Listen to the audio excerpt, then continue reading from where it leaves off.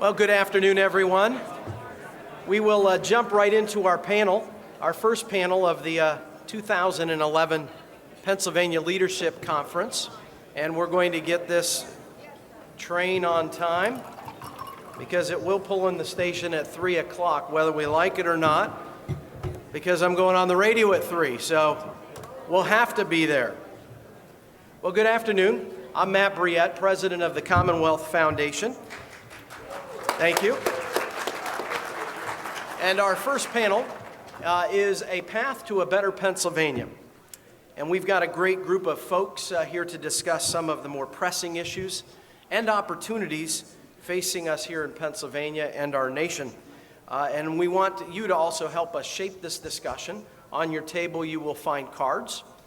Please write succinct and incisive questions for us to carry on the discussion, because each panelist is going to help frame the topic of their choice, and you're going to see we have a very diverse topical panel today with experts, and then we will have about, well, hopefully 20 to 30 minutes of discussion with your questions.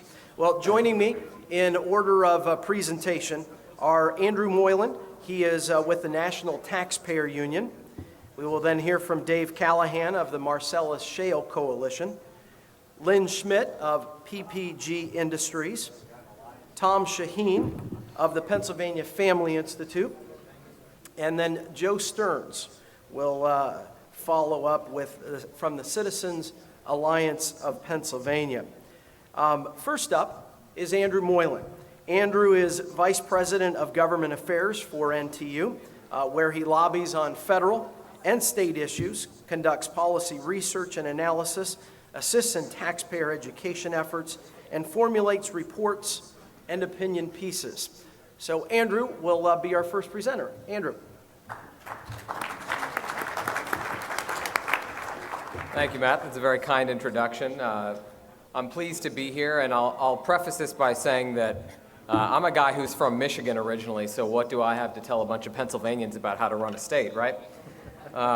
Nonetheless, I do have some ideas, and I think that a couple of them are worth listening to. But first, I wanted to start out by talking about what the problem is.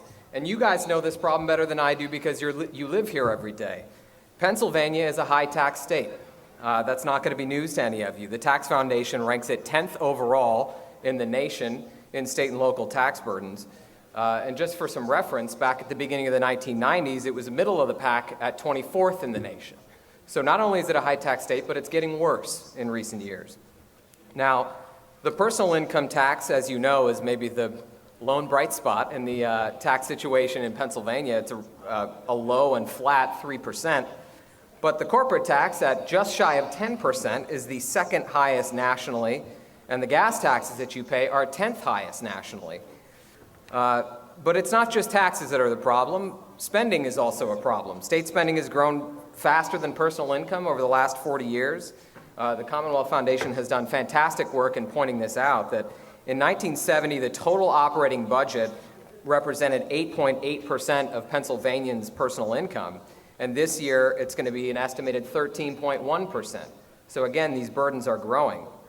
And since 1970, after adjusting for inflation, that burden has grown by 164%. Now, the next panel after this one is going to be talking about public employees and some of the issues there. So I'm sure going to hear more about pension liabilities. But there are $42 billion in unfunded pension liabilities in Pennsylvania alone, which is a staggering number for a state that has a budget that's smaller than that. So you would have to set aside more than the entire budget this year just to be able to fund the liabilities that are unfunded at this point, and those are growing by the day. Now, in terms of ideas, some of these are not necessarily revolutionary, they're common sense. The first one is a taxpayer bill of rights. It's this crazy, rabid, right-wing idea that government shouldn't grow faster than the ability of its citizens to pay for it. Now, I'm expecting the tomatoes to come at me, right? Crazy idea, sorry. Now, what this would do, if you were to limit the growth of government to the inflation plus population growth, you have a manageable level of growth in government from year to year so that you have citizens whose ability to pay for this government isn't being taxed more and more. And it would provide a huge protection for taxpayers from this out-of-control growth. Now, this is another calculation that I shamelessly stole from the Commonwealth Foundation, that if general fund spending had been limited to inflation plus population growth since fiscal year 2002-2003, general fund spending this year would be $25.6 billion versus $27.3 billion proposed by the governor, which is itself lower than the $30.6 billion of last year. And at this spending level, even without stimulus funds, Pennsylvania would have a $400 million surplus this year.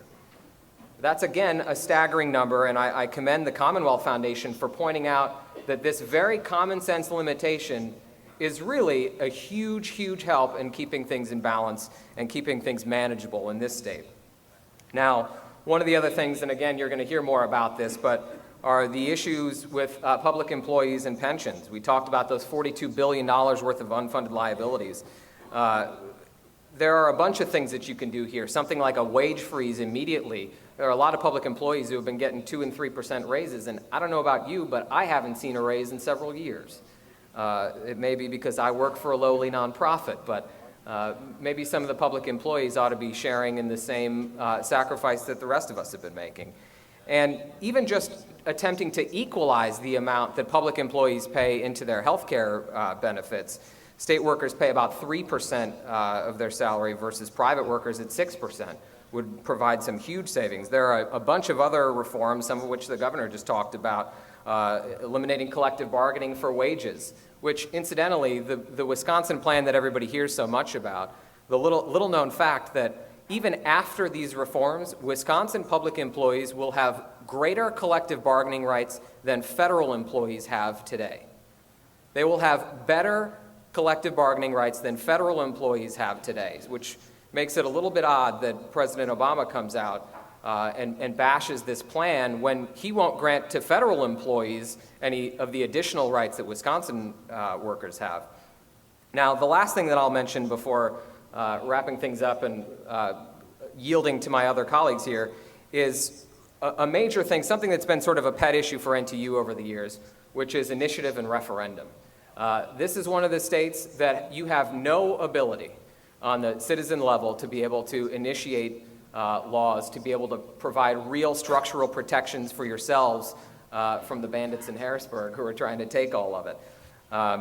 There's a great organization in Washington, Citizens in Charge Foundation, that has done work that shows that states that have initiative and referendum rights actually have lower spending per capita and lower tax burdens. So I think that that's something that we really ought to pursue as well. With that, I'll turn it over to Matt, and we'll get to questions later. Thanks. Excellent. Lots of great ideas to chew on. In fact, things that we have been pushing, Andrew, in Pennsylvania and desperately need. Next, we're going to hear from Dave Callahan. He is Vice President of the Marcellus Shale Coalition. And as you may be well aware, natural gas industries have played a tremendous part in helping keep Pennsylvania's unemployment rate below the national average. And that's despite Governor Ed Rendell's harmful economic policies of higher taxes, more debt, and extravagant spending. It's because of a lot of the things that natural gas industries have been doing in investment in Pennsylvania and creating jobs. So next we'll hear from Dave and help frame our conversation further. So Dave?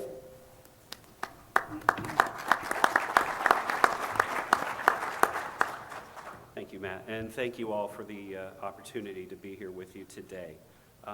As Matt mentioned, I'm Dave Callahan. I'm with the Marcellus Shale Coalition. The Marcellus Shale Coalition was founded in 2008, and it supports the responsible development of natural gas in the Marcellus Shale geological formation that underlies Pennsylvania and a number of our neighboring states, including portions of New York, Ohio, West Virginia, and Maryland. Pennsylvania has a very rich history in resource development, whether it's coal, oil and gas, or timber. And this particular opportunity is a tremendous opportunity for the Commonwealth to continue that rich history. If you can imagine the state of Pennsylvania, the shale play itself stretches a swath ranging from southwestern Pennsylvania up into northeastern Pennsylvania. And the Marcellus is one of just a number of shale plays in the United States, whether we're talking of other shale formations in Texas, Louisiana, Arkansas, even shale plays up in Michigan. Why is this important? It's important because, as we heard from the governor in our previous session, capital moves. Capital is fungible, and at times capital can be scarce. And the capital that's needed and that's used to develop natural gas from the Marcellus Shale can go elsewhere. And so what we do here in Pennsylvania, what we do in our sister states, and what we do in terms of our national energy strategy is very important to development of this great resource. Again, why is this a good resource? It provides us tremendous benefits in terms of energy security, environmental benefits, and economic opportunity. We're talking generally about an abundant, clean, efficient, and versatile fuel. This is a fuel that can heat our homes, power our factories, provide for our transportation going to and from work. How big is the Marcellus? I told you it stretches from one corner of the state to the other. This has the potential to be the second largest gas field in the entire world. And in a few years, if developed appropriately, Pennsylvania could be a net exporter of natural gas, meaning we will be producing more that we can consume here in the Commonwealth. What are the economic benefits? Well, we commissioned a study from some Penn State economists a couple of years ago, and we just had it updated this past year. And we've seen that, or they've estimated that in terms of jobs, this industry is responsible for roughly 90,000 jobs in the year 2010. If current trends continue, we could see the number of jobs balloon up to 212,000.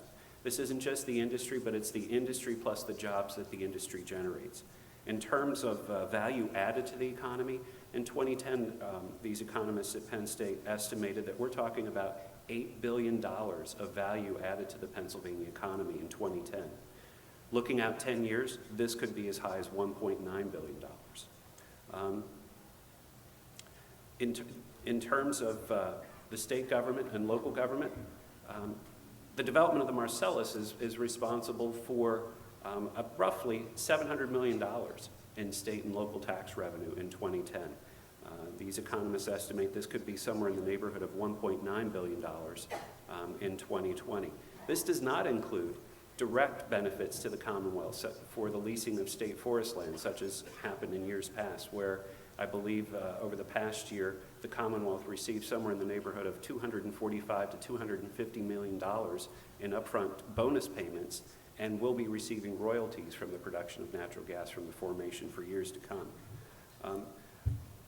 In terms of other benefits to the state, not only did our research, or does our research show benefits in terms of state and local tax revenue, just within the past few weeks, researchers from Penn State showed a positive relationship in terms of personal income tax and sales tax receipts, and in job growth in those counties of the Commonwealth where we've seen increased Marcellus gas production.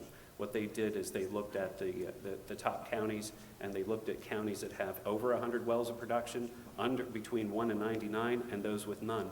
And they showed a very positive relationship in terms of the development of Marcellus and increased tax revenue and job growth. In terms of what this means for us, again, I'll try to keep an eye on the clock back there. This is, again, a tremendous opportunity, but we realize this has to be done right. Pennsylvania has very strict and very responsible laws and regulations on the books when it comes to oil and gas development. It's our job to get it done and get it done right. It's our job to make sure that this resource that's available to us, and if we do it right, available to us for generations, is done right. Our companies are committed to doing it right. Our companies are committed to our communities in the Commonwealth to develop this great resource in a responsible manner. Thanks.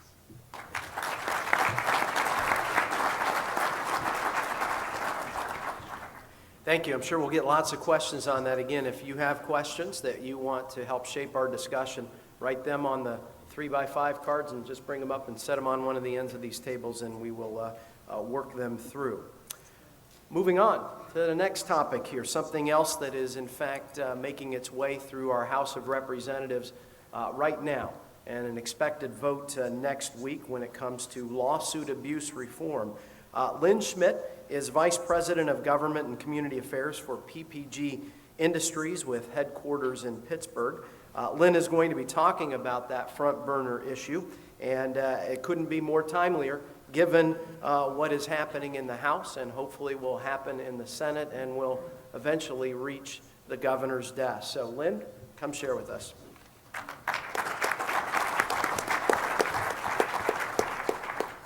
I actually hope that all of you pick up your pencils. I do have some PowerPoint slides. I don't know if they're going to get loaded up here. And if they do at the end, I actually have a request because it is timely for you to do. I am a recovering lawyer, so I actually have some experience here with all of this. And next slide, please.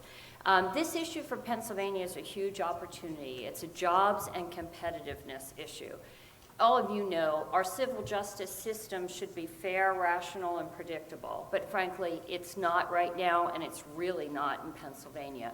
It actually costs a lot to all of us. Our tort system in the U.S. is the most expensive in the world. PPG is a global company, so we really know this to be a fact. It actually costs the average family of four nearly $10,000 a year. And the worst part is only 22 cents of every dollar actually goes to the victim. So where's the rest of the money going to? Unfortunately, it's going to a lot to the plaintiffs' trial lawyers who are trying to make money off the system and often are getting very wealthy. So what's happened in other states? Great things. They've enacted civil justice reforms. In Texas, they call it the Texas turnaround. Their governor is going all over the country talking about what they've done in Texas and how as a result of making reforms that we're trying to do now in Pennsylvania, such as reforming joint and several liability, they have added close to 500,000 jobs. I don't have time to go through all those numbers, but PPG has business interests. We have facilities in all the states up on your screen. So we actually see the positive impact of these changes. Next slide. Sorry, thank you. There you go. Thank you. Ohio, where PPG has a lot of business interests, and I actually worked on legal reform there, they too enacted reforms to joint and several liability and other things such as public nuisance, and they have seen their medical premiums go down, which goes to employees and all the citizens. And Wisconsin, before they hit the news, they actually, with a new governor, enacted reforms in January and will be seeing the benefit. Next slide. So Pennsylvania, we're behind. We are way behind, and we should all be embarrassed because the American Tort Reform Association, which does a rigorous study every year, now came out saying that Philadelphia, where I was born, and spent my early youth, is now the nation's top judicial hellhole. If nothing else should incite us to get something done, we really have to get rid of this embarrassment. Some action was taken by the Supreme Court in Pennsylvania, but it only applies to the medical community. Granted, it's helpful and it has helped make that change, but we need it to apply broader to all of the business community. Next slide. So joint and several liability, what does that mean? It means that a company can be held 100% paying for the monetary damages when their fault is only 1%. Next slide. So that doesn't make sense. You should pay your fair share. If you're responsible, you actually should pay what you are responsible for. And all of these states, 40 of them, have reformed joint and several liability. So here's the opportunity in Pennsylvania. It's nearly time to pick up your pencils. This is the third time at the bat on this issue in Pennsylvania. The slide shows the history. Next slide. First, it was passed in Pennsylvania, signed into law by Governor Schweiker, and then found to be unconstitutional on a very narrow procedural issue. Then some of you might remember, Governor Rendell actually campaigned saying that he would sign joint and several liability reform. In Pennsylvania, we call it the Fair Share Act. And so the legislature passed it again, and that wasn't easy. I was involved in all of that. And when it arrived at the governor's desk, he changed his mind. I guess we call that a flip-flop. And he actually vetoed the bill. So next slide. As all of us know, it's a new day in Pennsylvania. Some of us have been waiting 8 years to try to get this done. And Governor Corbett campaigned on this. Some of you know in his budget address, he actually said he looks forward to having the Fair Share Act on his desk. I recently just happened to see him on a plane the other day. I said, we're working hard, we're trying to get it there. He said he knew. So that website on the bottom is one you can go to. Please write that down. You can fax letters through that website and get information on the Fair Share Act. But here's the thing I really want you to do. Last slide. Where it should pass in the House, hopefully on Monday. That's not where the struggle is in Pennsylvania. It's in the Senate.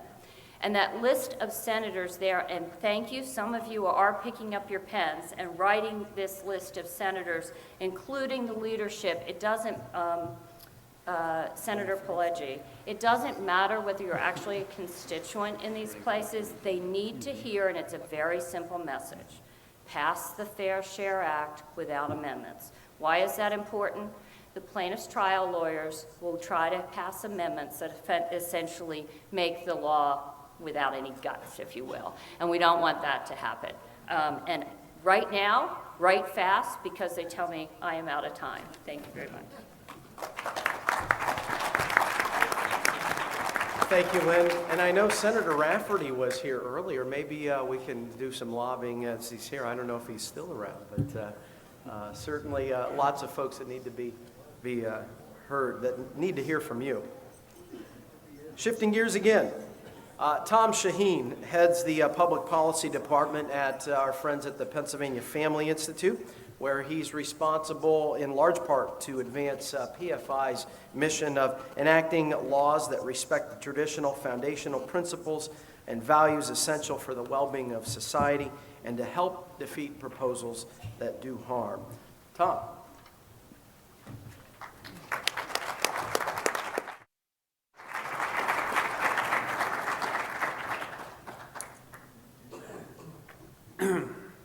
So how should we as conservatives view a tragedy like this? This happened, according to the grand jury report, this happened under the watch of 2 previous governors, 2 previous administrations. And even as the grand jury report pointed out, high-level orders came down to take a hands-off approach to abortion oversight.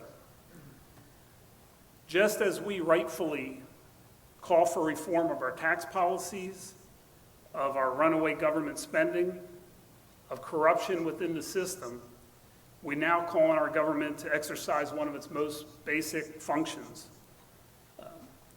We hold these truths to be self-evident, that all men are created equal, that they are endowed by their Creator with certain unalienable rights, that among these are life, liberty, and the pursuit of happiness, and that to secure these rights, governments are instituted among men, deriving their just powers from the consent of the governed.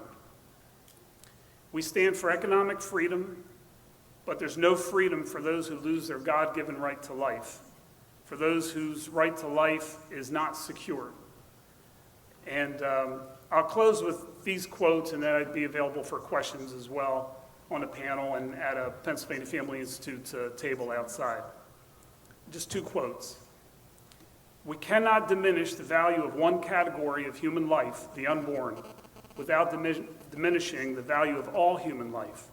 There is no cause more important. Now, as President Reagan in his 1988 National Day of Prayer proclamation, and one more from a congressman that you may have heard of, his name was even spoken today. Conservatives are natural optimists. On balance, we see human beings as assets, not liabilities. In an organized community, government exists to secure the right to life and other human rights that follow from that primary right. And that was Congressman Paul Ryan writing an essay a couple of years ago, because it was called "The Cause of Life Can't Be Severed from the Cost of Freedom." Thank you.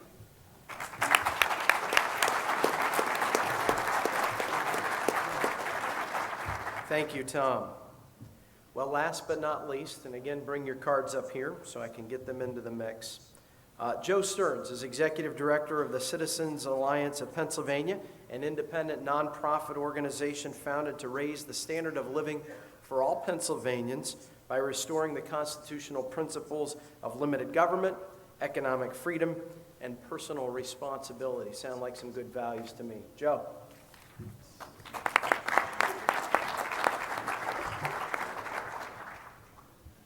There was going to be a video. If it's not ready, Loman, that's okay. The 1 minute. Not a big deal. So are you guys ready to turn Pennsylvania around or what? Good. Well, I've got a few game changers I'll quickly go over, but not nearly as important as what follows. At the top of the list, we need some form of tax and expenditure limitation, or TEL. Colorado in the 90s enacted probably what was the gold standard known as TABOR, Taxpayer Bill of Rights. And very simply, it says that the growth of spending by state, county, local government, and school districts cannot exceed population and inflation or some similar index. Very basic premise. And it also gives voters the right to override any desired tax increase by their government. Tax and expenditure limitation, or TABOR. A close second, right to work. And I don't want to go into too much detail because you've heard some of this already, but the research shows that right to work states have better economic growth and their workers actually make more money when you adjust for the cost of living. Would also like to see school choice to get the cost of education, i.e. property taxation, down and prepare our children for global competition. And you already heard about tort reform from Lynn, so I don't want to talk too much about that. Now here's a very profound transition. We have in Pennsylvania an iron triangle of career politicians, bureaucrats, and lobbyists for big government. And that iron triangle has a death grip on the legislative and political processes. I saw it very clearly when I worked in state government. Don't hold that against me, but I got my start out of college working as a speechwriter in Harrisburg in the House Republican Caucus. And if I heard it once, I heard it 1,000 times. A legislator would say to me, Joe, you know me. In my heart, I'm a good Republican. I'm for school choice. I'm for right to work. I'm for lawsuit reform. But gee golly, Joe, if I vote for those things, I won't get reelected. And isn't that really what the most important thing is, my getting reelected? Because if I don't come back here, I can't do good things, and the Democrats will win, and they'll have the majority, and there we go. Well, that's the long and short of the Iron Triangle. The Holy Grail, the whole paradigm is on individual lawmakers getting reelected. And why? Because they collect a real nice pension. Number of years served times 0.03 times the highest 3 years of their salary. And that's the draw, and that's why, in a nutshell, they are there. So until we break that iron triangle and restore the founding tradition of a part-time, term-limited citizen legislature, we simply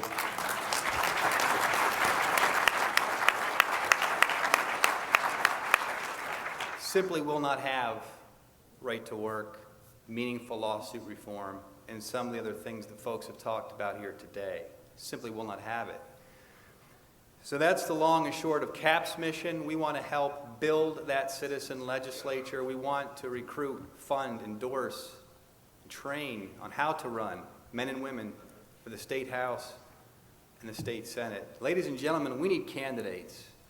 You've heard the phrase, drill, baby, drill. I got some words for you. Run, baby, run. CAP is here to help you. We're not going to do all the heavy lifting, but we have financial assistance. We do train candidates. Please visit our website, empowerpa.org, and I look forward to your questions. Thank you very much.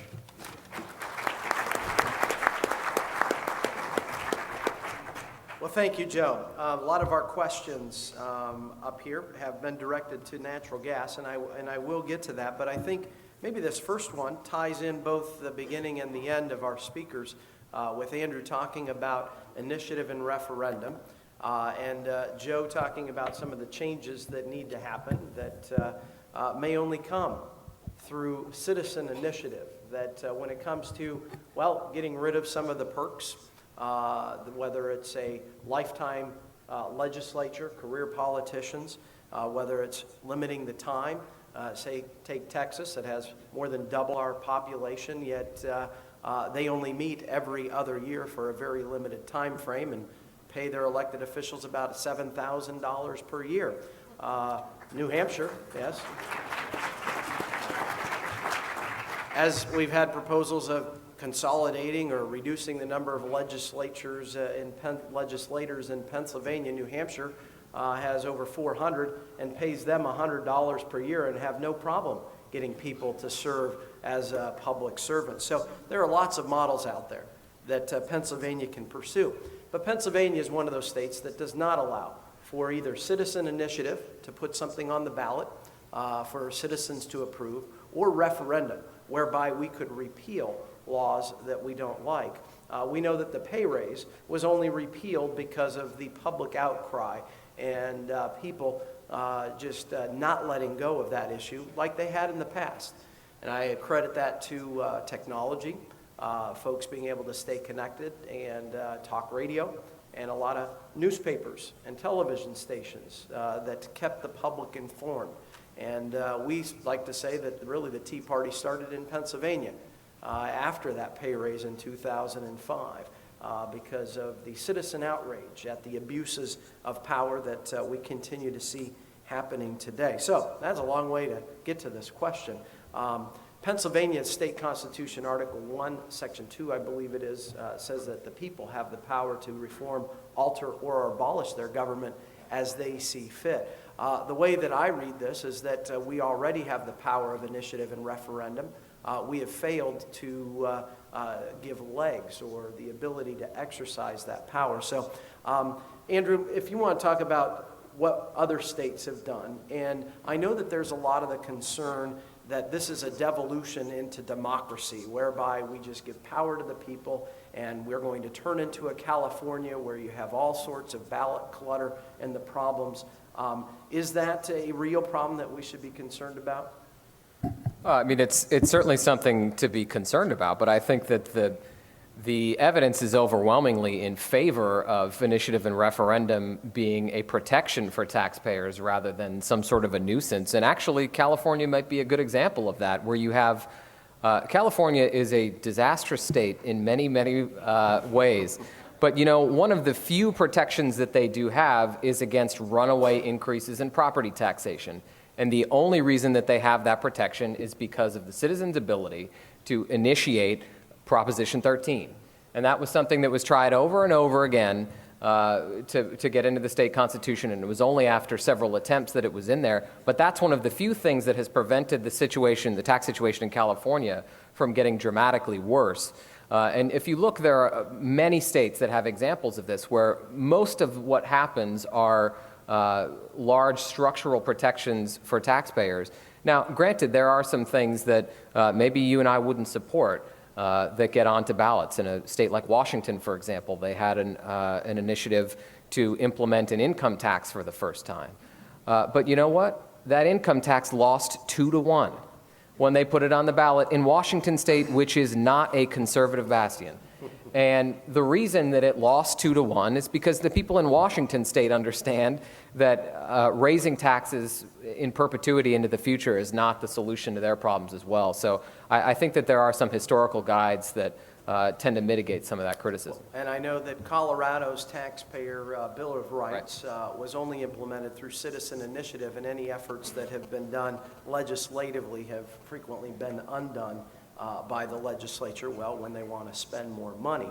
Now, the challenge of this, Joe, of course, is that we would be dependent upon the legislature to empower the people to do that, to be able to say the people want term limits, the people want a part-time legislature. What are the prospects of this, or how do we get that done? What is it going to take to give people the power of INR? Boy, that's a thorny question, because they really got the last laugh with the 1967-68 Constitution. They put no mechanism in place. It might take a constitutional convention. Of course, there's a rub there. How do you get that done? It is an enigma wrapped in a riddle. There really is nothing we can do except vote out bad people and vote in people who want to give us these powers. and create these policies that we want. And not to beat a dead horse, but that's why CAP was founded, to get the right men and women in the General Assembly, because there's nothing else we can do. We don't have INR. We don't have a constitutional convention. Thank you, Joe. Let me shift gears here to lawsuit abuse reform, and then we'll get to the other topics.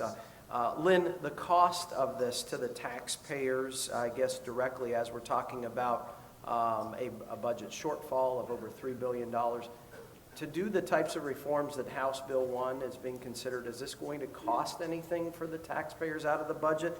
And then the second question is, what are the arguments against this? I mean, it seems to make such common sense that you have proportionate liability, that if you are 10% responsible for someone's injury, that you pay 10%. What are the arguments made by the opponents of fair share? The first question is actually really easy, and that's one of the reasons this is wonderful. There is no budget impact by passing the Fair Share Act. So that's why the timing is wonderful, that it will not at all have any budget impact. The arguments against things like reforming joint and several liability, actually one argument that just is not factual is that it may leave some uncompensated victims, if you will, and then they will be dependent on the state.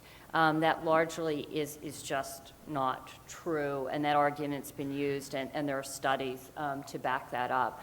Frankly, the other arguments really come up from the plaintiff's trial bar, and some of those are actually addressed in the Fair Share Act. For example, there is an exception for intentional injury. There's an exception if the injuries are caused by excessive alcohol use. So really the situations where you would say that you want to make sure that a victim is clearly compensated in some fashion. The law actually takes care of it. But the Fair Share Act is really used, I mean the lack of a Fair Share Act, by the plaintiff's trial bar, frankly, to sue the deep pockets. And they want to have that opportunity to sue the deep pockets. And not to belabor this, but I was on an airplane coming back. I was going over my slides, and you know what it's like on airplanes today. Everyone's in close quarters. And there was a woman next to me, and she said, I see what you're doing, and I want you to know that I agree with that. So I started asking her some questions. And her family has a 3-generation small business. And she said that they get sued in various fashions regularly where they're not responsible. And she said it so simply. She said, people need to accept responsibility and not find ways to manipulate the system. All right, Tom Shaheen, what are some things that need to be done right now with regard to this problem? Are they being addressed and taken care of in Harrisburg, or is there citizen action that needs to be taken today? Sure. Yeah, thanks for the question. There are several bills in the pipeline in both the Senate and the House. I think specifically with regard to the situation in Philadelphia, there are some of the meatiest recommendations from the grand jury are in one bill that hopefully will run next week in the House Health Committee. It's House Bill 574, introduced by Representative Matt Baker and a slew of co-sponsors, and it's a very important bill. Basically what it does, it was put abortion clinics who've enjoyed a carve-out, if you will, out of all kinds of regulations. It would put them under the same medical standards as any other ambulatory surgical facility. You would think that's common sense, that it would have been done by now, but it's never been done. They've been able to have a political bubble protecting them as well. And as we see, there's 2 lives at stake every time a woman goes into an abortion clinic. So House Bill 574 needs support. Thank you, Tom. Dave, you're on the hot seat. We got lots of questions on natural gas here, so I hope you're ready. Let me try to even condense some of these. But one is that Is the natural gas industry failing, yeah, you'll need a lot of water, failing to pay for the negative impacts it has on the environment and our roads, as folks will claim? Well, let me get this close. I'm ready. I see I have 12 minutes, so I'm ready to go. Thank you. In terms of roads, I think we've generally estimated, and I think it's a conservative estimate, that the natural gas industry has paid somewhere in the neighborhood of $200 million or more last year alone to repair and, in fact, improve roads that have been impacted by drilling activities. It's a construction activity to build a well pad and to drill a well, and it requires the movement of equipment and materials to those well pads and well sites. And in many instances, our companies are working closely with the Department of Transportation as well as with local governments to ensure that any damage is in fact repaired and taken care of. And again, I will repeat again, over $200 million last year. In one area of the state, the company spent much, much more than the Department of Transportation itself. I'll combine a couple here. Address the issue of groundwater pollution through the drilling or the fracking process, and then also talk about the environmental controls on fracking liquid discharge and other environmental protections in that extraction process. Absolutely. Hydraulic fracturing is a practice that's been used in oil and natural gas production for somewhere in the neighborhood of 60 years in the United States. I think estimates that I've seen show that about 1.1 million wells in the United States have been hydraulically fractured. It's a process that's been used in Pennsylvania in the oil and gas industry, and again, nationwide. It's in terms of its impact on groundwater. I didn't bring slides. I wish I would have, because we do have one slide that we use a lot in our presentations that includes some quotes from various state officials from other states, including Pennsylvania, in which they say that they have shown no evidence of groundwater contamination through hydraulic fracturing. In terms of environmental regulation, the practice is subject to significant environmental regulation, mainly through the state. There are federal requirements, but mainly through the state. As a matter of fact, the Pennsylvania Department of Environmental Protection during the previous administration subjected itself to a review by an organization, I can't recall the exact name, but I know the acronym is STRONGER, a peer review from industry folks, environmental organizations, other states, and Pennsylvania's management and regulatory structure around hydraulic fracturing received very, very high marks. We have among the strongest and most stringent well construction regulations in the whole country.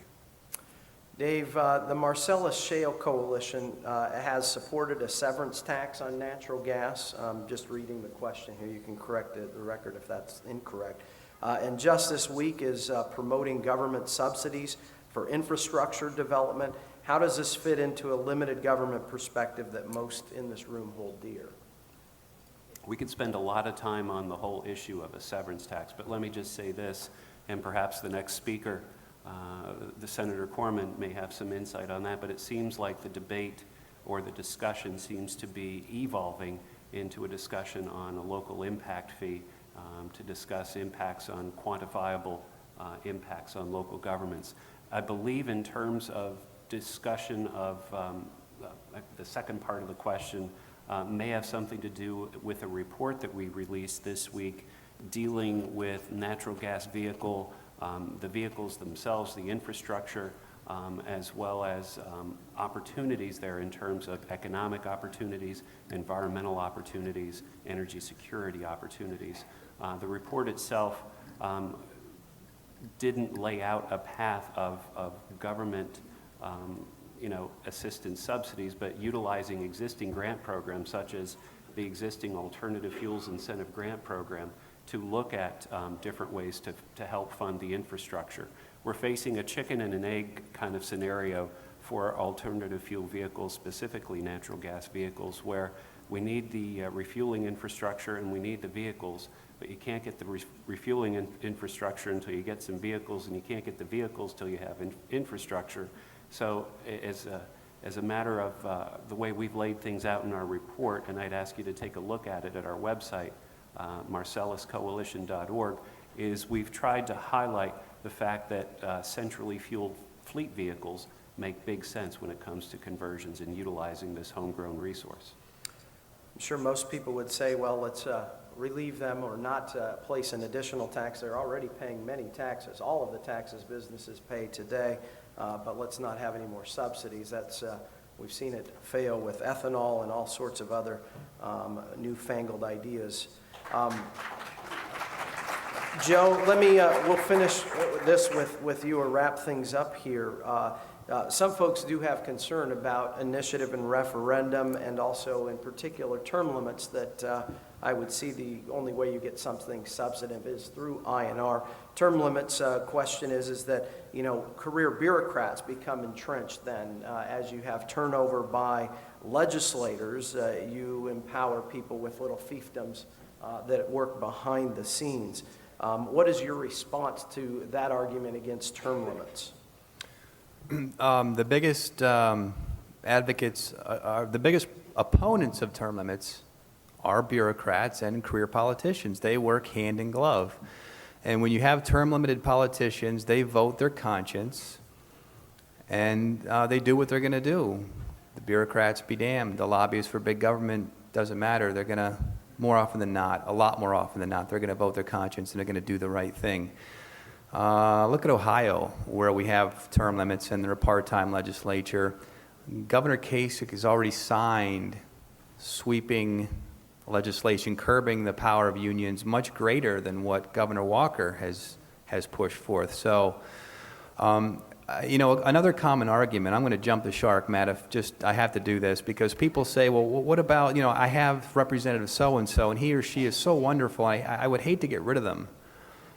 And there are many, and there's many here today, wonderful legislators, but they are the exception. They are not the rule. And if you want them to be the rule instead of the exception, you have to have term limits. Would you rather have one Darrell Metcalfe or one Kathy Rapp or one Mike Fulmer, or would you rather have 50 of them? Get term limits and you'll get them. All right. With that, we've got 5 speakers. We're less than 5 minutes. I'm going to give you a final thought. Why don't we start with Tom, and we'll just work our way all the way across. So, Tom, some final thoughts here. I just hope that as we consider the fiscal issues and the tax issues, that you do give thought to social issues as being important, because what we believe Pennsylvania Family Institute to be true, and the statistics will bear this out, is that good marriages, good families actually are a bulwark against expansion of government. One of the things that I wanted to do in the initial presentation, but I wanted to leave time for questions, so I'll take that opportunity now, is to talk a little bit more about property taxes. And Pennsylvania, thankfully, property taxes are sort of middle of the pack rather than higher in the pack compared to other states, but maybe not for those of you in the room. But what's been happening in recent years in a lot of states is that property assessments have been going up despite the fact that property values have been dropping. And there's a very clear reason for that, and it's money. That localities, municipalities, cities, counties, they want more money. And what they're doing is they're telling you that your house is worth more than it really is. You know, I live in an area where property values have thankfully just sort of been flat rather than dropping. But my assessment's gone up something like $50,000, despite the fact that I guarantee you I couldn't sell my house for more than I bought it for. And you know, what people don't often realize is that you can fight back against this, that you can challenge your assessment. We have resources on our website at ntu.org to help you do that. Get my card, email me. I'll send it to you in the mail. I want to help people be able to challenge those assessments if they think they're unfair, because many of them are, and we want to be able to provide people resources to get a reasonable assessment rather than what the folks down at City Hall tell you it is. Great. Thank you, Andrew. I didn't know I was going to have this last opportunity, and I was reaching in my purse, because in Texas, they actually have these whistles that say, blow the whistle on lawsuit abuse. And so I just suggest that all of us in Pennsylvania need to do that. It's a way to make Pennsylvania more competitive and help bring more jobs in Pennsylvania. I've spent most of my life here, and it's just a unique opportunity. We're behind, and let's get ahead instead of being behind. Blow that whistle, I love it. Joe? You know, Rome wasn't burned a day. America didn't go downhill either overnight. And right about the time we got away from term limits in this country and part-time legislatures and a part-time Congress is actually right about the time things started getting bleak with, you know, the New Deal, the Raw Deal, and so forth. So we just have to get back to that founding tradition of term limits and part-time legislatures. So please visit empowerpa.org. Citizens Alliance of Pennsylvania is here to help. We need men and women to run for office. Thank you. Dave? Thank you. I'm just struck by the title of this session called Path to a Better Pennsylvania. I like to think that where we're headed with developing this homegrown energy resource has us on a good path to a better Pennsylvania. And if you agree, I would encourage you to contact either your local, state, or federal elected officials and let them know. Attend an event if there's an open hearing or event in your community if you want to talk about energy security and environmental benefits and economic benefits for Pennsylvania and the country. And as long as we're plugging websites, www.marcelluscoalition.org. Thanks. Great, thank you, Dave. Please help me in thanking all of our panelists. Thank you very much.